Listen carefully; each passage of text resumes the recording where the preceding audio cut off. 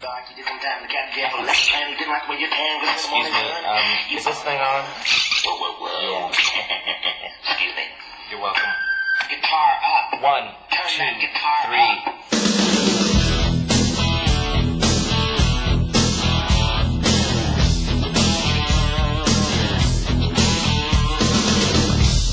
Hi, and welcome to In the Studio. I'm Redbeard, bringing you the stories behind the greatest rock and roll albums in history. Today we'll go in the studio with the second offering from a band that successfully married jazz with good old rock and roll. Tell me you will stay, make me smile.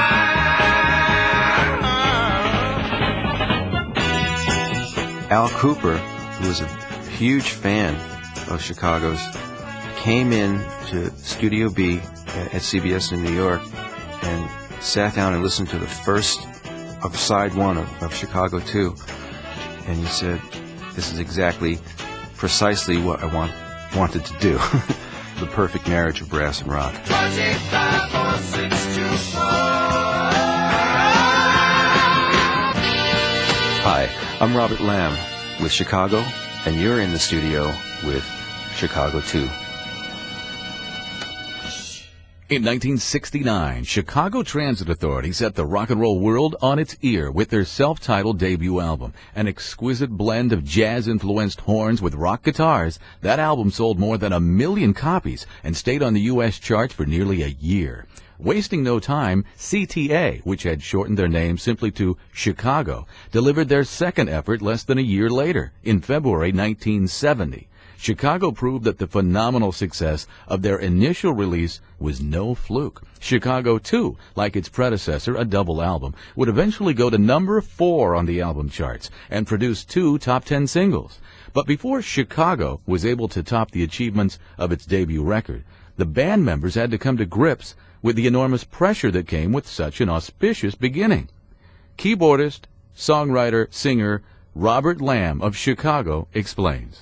We had just come back from our first and very positive and sort of triumphant tour of Europe, where we were very, very warmly received and got a lot of raves.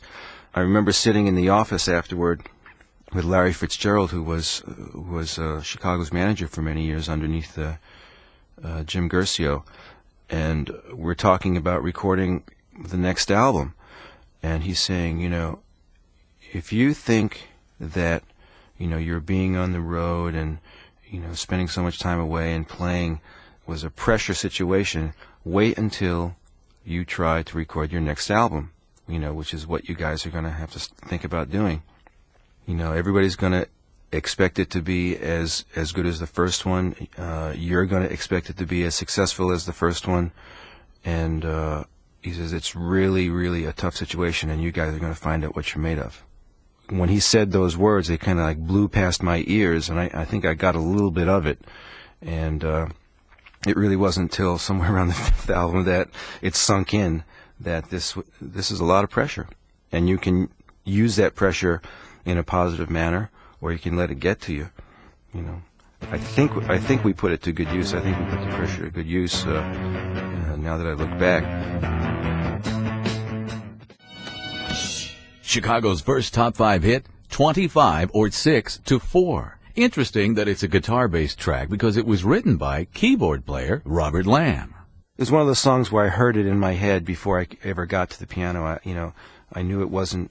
I knew the opening riff was not going to be a piano riff. I knew it was going to be a guitar riff, and it was one of the things where I heard exactly how the music was going to be for the song. But I wasn't too sure about what I wanted to say. So what I decided was I would write a song that would describe the process of writing that song. Flashing lights against the sky, looking out from the Hollywood Hills, you look out over the city, and at that point there weren't quite as many high-rises, but there were a few that had the warning lights for low-flying aircraft, that kind of stuff. I was seeing that kind of thing, and I was searching for something to say. It was pretty late at night, but I wanted, I'm an instant gratification guy. I wanted to finish this song. So I looked at my watch, and it was 25 or 26-4. And I thought, well, I'll just use that line for now, just because I want it to rhyme with, sitting cross-legged on the floor or whatever. And I'll just kind of write 25 or 6 to 4 in here now, and I'll come back tomorrow morning after I get some sleep, and I'll write something that makes sense. But not all of Chicago's songs were written about such lighthearted topics. In fact, they frequently tackled the events of that volatile period in the late 60s. Take, for instance, another Robert LAMM composition, Poem for the People. I know I wrote the lyrics while we were still in Chicago, like the year before we left to go to California. So, the lyrics to that date back to 67 probably. In my own weenie way, I was trying to, express concern for what was going on around me.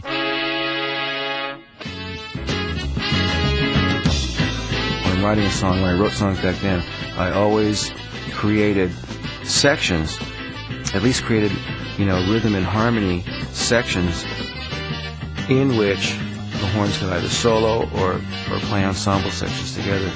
And sometimes I would sketch an idea for the horns to play, or I would just say to Jimmy, here's your section, go to the kitchen table now, and write something great. And he usually did.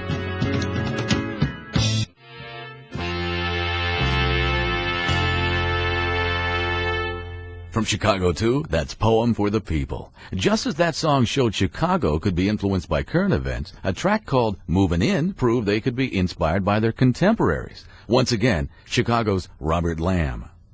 Jimmy Pankow wrote that, and under the influence and auspices of listening to a lot of the band album, The Big Pink, that album really had a lot of influence on all of us. I mean, whether or not we actually copped anything or were able to, we would have copped more had we had the ability.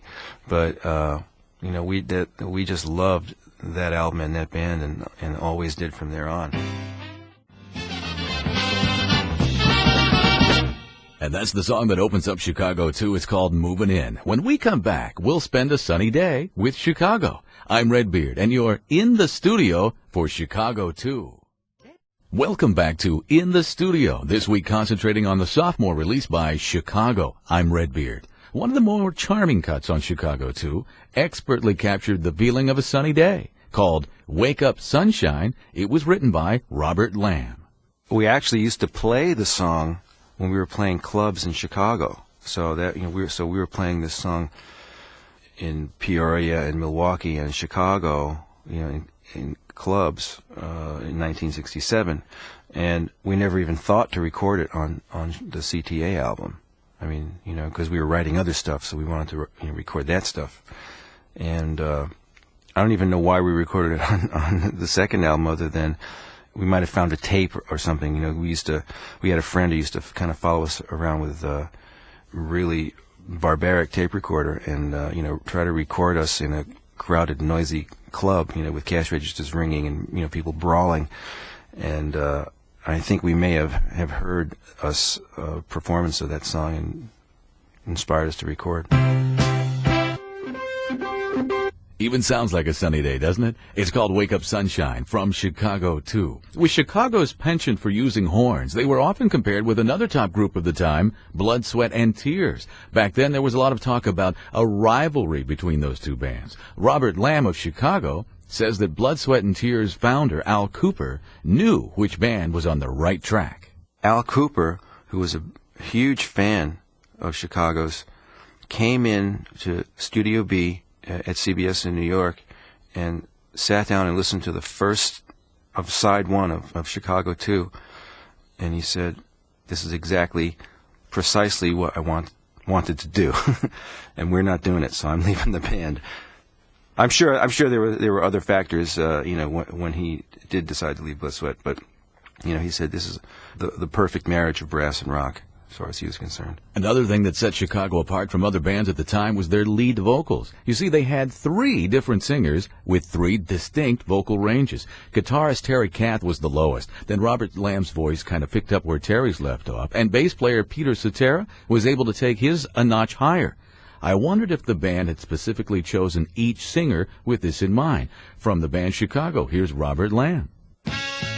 it's sort of like, water seeking its own level or something, it's something like that.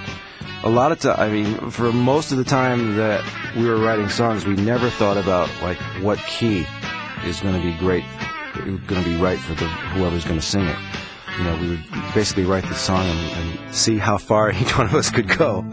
So part of the idea about sharing lead vocals was necessity.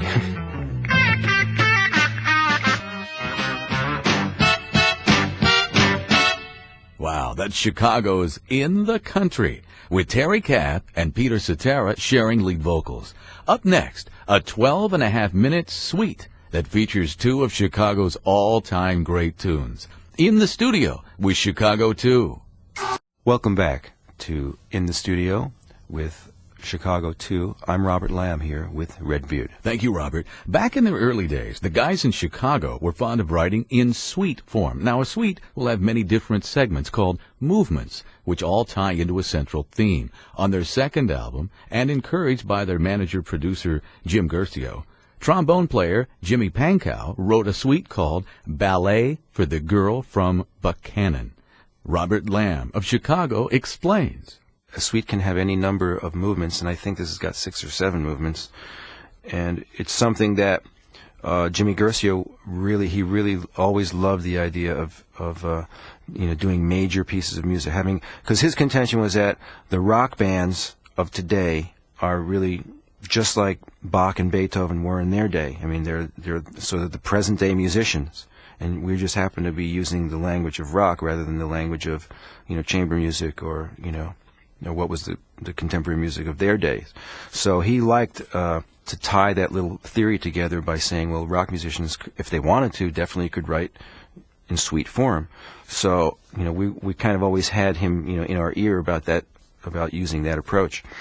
And certainly, if you listen to at least the first 7 Chicago albums, there's a lot of that idea cropping up where, we don't go so far as to call them suites or symphonies or anything, but there's a lot of movement going on within a song, a lot of sections, a lot of tempo changes, that kind of stuff.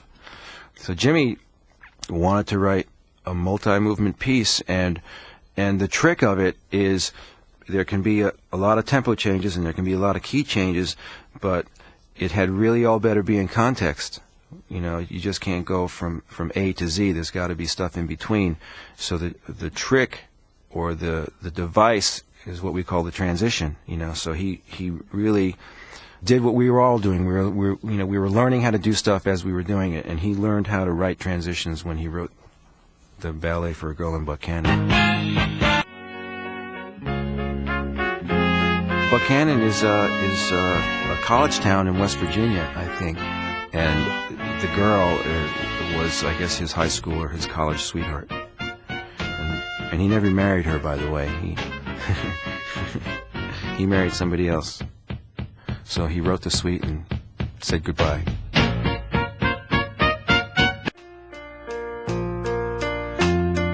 The Color My World movement, people are always calling Jimmy and saying, why don't you write another verse and then maybe write a bridge and just do another arrangement. And I think that if Jimmy had wrote that song this year or last year, that it indeed would have another verse or two and probably a bridge and probably a brass arrangement.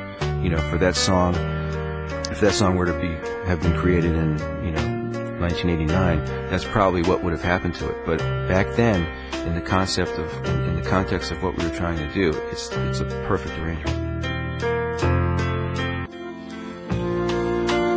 I can't tell you how many people have come up to me and said, "You'll never guess what song we played at our wedding," which is really sweet. It's really the ultimate compliment.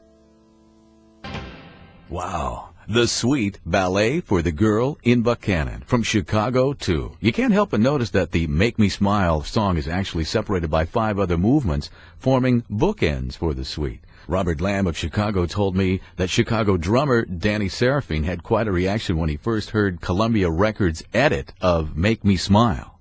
Danny always tells a story that he was driving somewhere in his little VW Bug with 90,000 miles on it, and he heard the single come on the radio, the edit, with 10 minutes chopped out of the middle of it, and he nearly drove off the road. That was the the glove dashed in the face of Chicago by the record company, saying, you know, you guys are going to have hit singles no matter what we have to do to get them from you. And here's single number one, Slap, Slap, Slap. Whether they liked it or not, Chicago's music was to become heavily influenced by their record label in the years to come. But they were also swayed in a positive way by their mentor, James William Guercio, who was their manager and producer for many years. It was Guercio who recognized the incredible period that they were all living in, a fact that was not lost on Chicago's Robert Lamm. To a large degree, Jimmy Guercio, he did everything but push each individual and say, you know, this is an important time, and you have an incredible opportunity here. If only just express what you feel about it. You know, if you can offer a solution, fine, but you know, at least, you know, use the medium. You know, use your craft, use your art, and say something. This is an opportunity for you. So yes, he was very, very instrumental. You know, and I'll be eternally grateful to him. And I sort of made almost an unconscious decision early on not to write the pedestrian love songs, but to write either my opinion or, you know, Robert Lamb's little musical newspaper. And I have frustration now, and I had frustration then about A, about what was going on, and B, with my feeling of being completely inarticulate about it. From Chicago to, that's where do we go from here?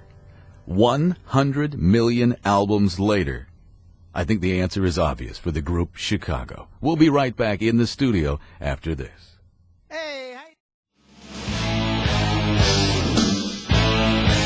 This is Redbeard thanking Robert Lamm of Chicago for reliving the album Chicago 2. You can write to us in the studio at Post Office Box 10655, Burbank, California 91510. In the Studio is a Bullet production, produced by yours truly, Redbeard, written by Jim Nelson, production assistance and editing by Rick R.J. Lane. The executive producer of In the Studio is Stephen R. Smith.